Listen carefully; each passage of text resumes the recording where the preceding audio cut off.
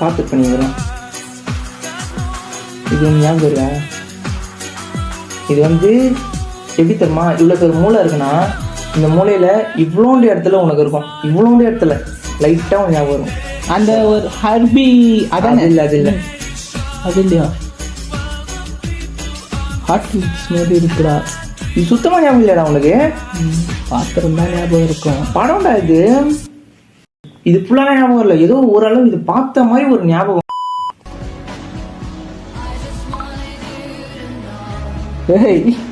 இது science exhibition தான் ஞாபகம் வருது எனக்கு. மோட்டர் வச்சு அந்த வயசுல விண்டர்வெல் கண்டுபிடிச்சோம்னா நம்ம தான்.